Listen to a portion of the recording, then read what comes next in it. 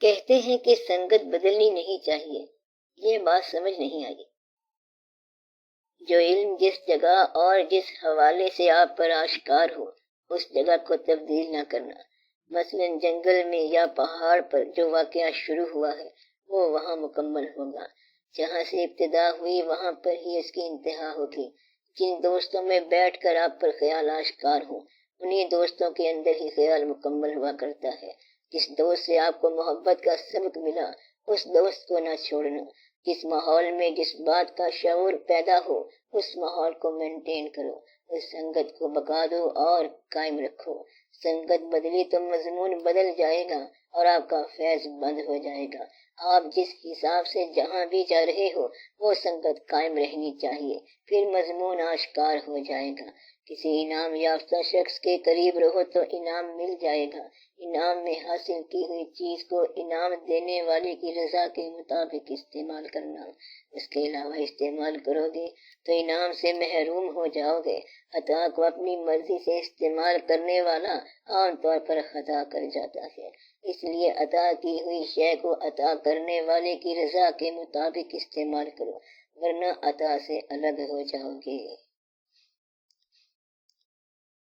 عطا کیا ہوتی ہے؟ عطا یہ ہوتی ہے کہ آپ کا حق نہیں تھا اور آپ کی پہنچ نہیں تھی، آپ کی رسائی نہیں تھی اور نہ آپ کی اس قسم کی عبادت تھی، مگر اس نے انعام کر دیا۔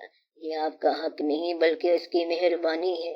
عطا کی خوبی یہ ہے کہ یہ آپ کی طلب میں ہی نہیں ہوتی، اتنی طلب ہی نہیں ہوتی جتنا وہ دے دیتا ہے۔ عطا کو عطا کرنے والے کی اجازت کے مطابق استعمال کرنے سے عطا قائم ہو جاتی ہے۔ عطا امانت ہے، اس کو اجازت کے ساتھ استعمال کرو، اس میں ملاوٹ نہ کرو۔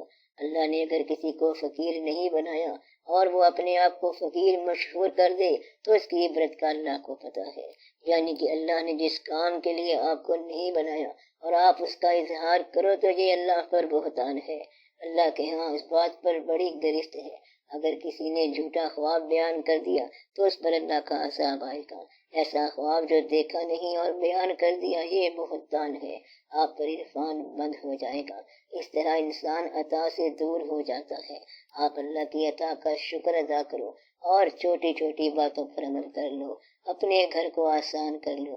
جس شخص کا گھر آسان ہو گیا اس کا وجود آسان ہو گیا اور زندگی آسان ہو گئی۔ آخرت میں عطا کیا ہوگی جب اللہ آپ کو اپنے دیدار کے قریب لائے۔ زندگی میں عطا کیا ہے جب آپ کے گھر میں آسانی ہو اور آپ کا ساتھی آپ کے ساتھ آسانی کرے۔ آپ کے ساتھی کا عمل اتنا خوبصورت ہو کہ آپ کے اعتماد کو تکلیف نہ ہو۔ آپ کا ساتھی ہر وقت آپ کے ساتھ نہیں رہتا، کبھی آپ کو باہر جانا پڑتا ہے اور کبھی ادھر ادھر۔ ساتھی کا بیہیویئر اور ساتھی کا خیال ایسا عمل بنتا ہے کہ آپ میں اعتماد کی فضا پیدا کر جاتا ہے، اور یہ بھی اللہ کی عطا ہے کہ آپ دوستوں پر اعتماد میں مرو۔ اللہ تعالیٰ آپ کو اعتماد والے ساتھی عطا کرے۔ اعتماد دو گے تو اعتماد ملے گا۔ اللہ تعالیٰ آپ کو سلامت رکھے۔ چھوٹی سی زندگی ہے، اللہ تعالیٰ آپ کو کامیابیاں دے۔ وما علینا الا البلاغ المبین۔ صلاحیت کی تعریف کیا ہے؟ جس شخص کو محنت میں پلیئر محسوس ہو وہ صلاحیت والا ہے، اور جس کو محنت میں پین ہو وہ صلاحیت سے محروم ہے، بلکہ جس کو محنت میں اذیت ہو رہی ہو وہ صلاحیت سے محروم ہے۔ کیا ماننے والے اور چاہنے والے کے فرائض مختلف ہوتے ہیں؟ ماننے والے کے فرائض اور ہیں اور چاہنے والے کے فرائض اور ہیں۔ اگر آپ اللہ کو ماننے والے ہیں تو آپ پر زکوٰۃ 2.5% ہے۔ چاہنے والے کے پاس پیسہ ہی نہیں ہوتا کیونکہ وہ بھی اسی کی راہ میں دے چکا ہوتا ہے۔ چاہنے والا اپنی جان نثار کرتا ہے، وہ بیدار رہتا ہے۔ ماننے والے کے لیے نماز، روزہ، حج اور زکوٰۃ ہیں۔ چاہنے والا شہادت کے لیے بیدار رہتا ہے۔ باقی لوگ شہید کے پیچھے ہوتے ہیں اور خود شہید نہیں ہوتے۔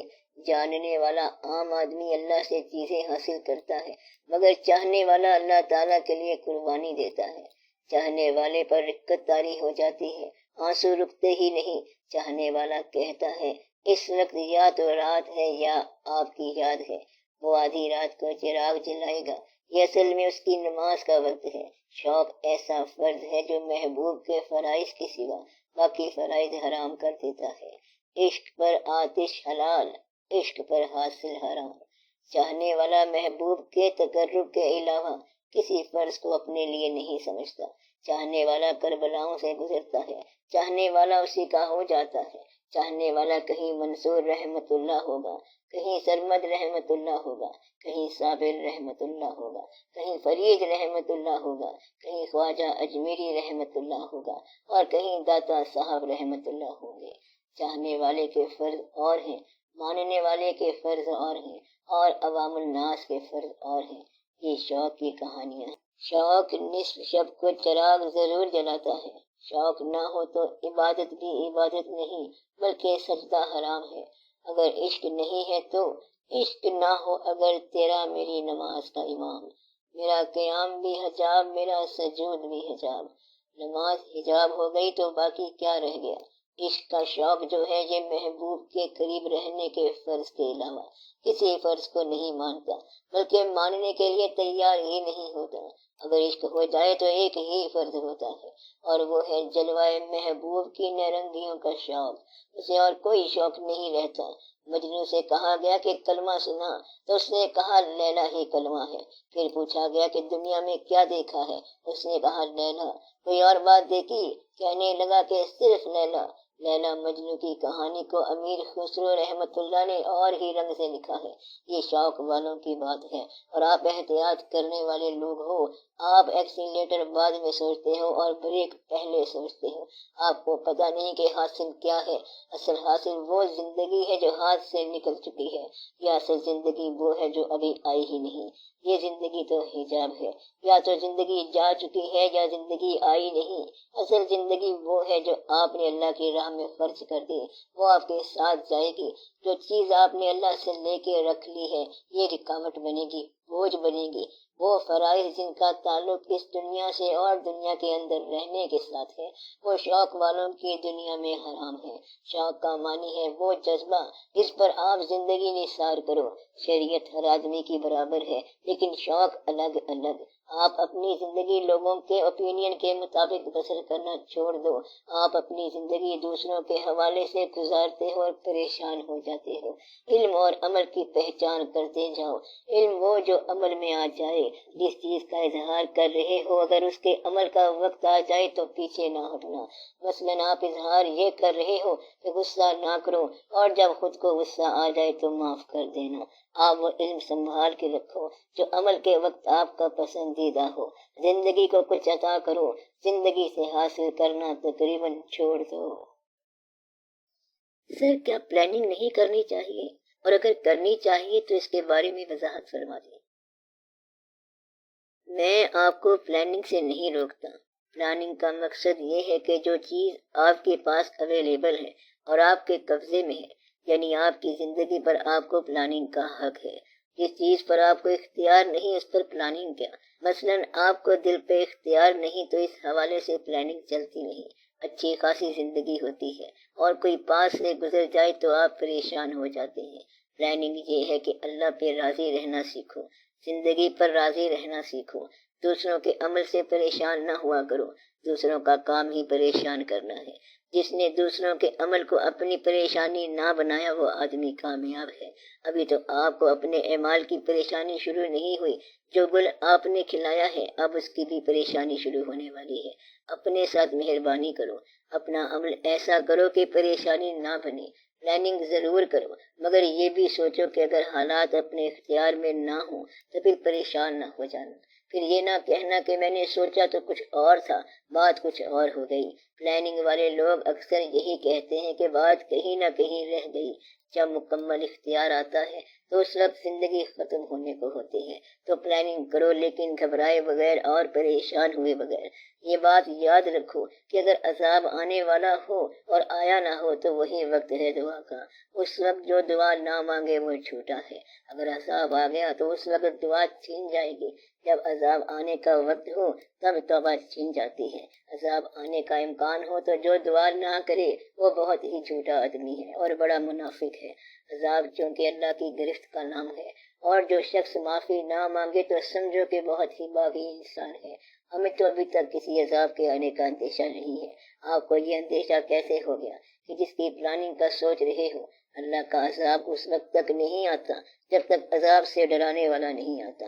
یہ اس کی روایت ہے۔ پہلے بشیر و نذیر آتا ہے اور فرماتا ہے کہ اے لوگوں، تم نے جو عمل کیے ہیں اس کی وجہ سے عذاب آنے والا ہے، لہذا اپنے اعمال سے نجات پاؤ۔ جب بھی کوئی معاشرہ باغی ہو جائے تو اللہ تعالیٰ کی طرف سے اس پر عذاب آیا کرتا ہے۔ جیسا کہ آپ پڑھتے ہیں کہ اسلام سے پہلے عرب کا معاشرہ بہت خراب تھا اور تباہ ہونا چاہیے تھا، لیکن اللہ نے اللہ والا کام کیا اور اس معاشرے کو تباہ کرنے کی بجائے اس میں حضور پاک صلی اللہ علیہ وآلہ وسلم کو رحمت للعالمین بنا کر بھیج دیا۔ آپ کا معاشرہ بھی اتنا تباہ نہیں ہوا۔ اس کے لیے دعا کرو کہ اللہ تعالیٰ اپنی مہربانی فرمائے، اس کی تھوڑی سی مہربانی سے بھی تمہارا گزارا ہو جائے گا۔ بس تم اپنی ہستی سے زیادہ چھلانگ نہ لگانا اور استعداد سے باہر عمل نہ کرنا، ورنہ ہلاک ہو جاؤ گے۔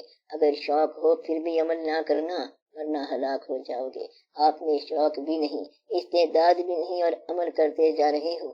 آپ میں صرف گھبراہٹ اور شہر کا اندیشہ ہے کہ شہر کیسے چلے گا۔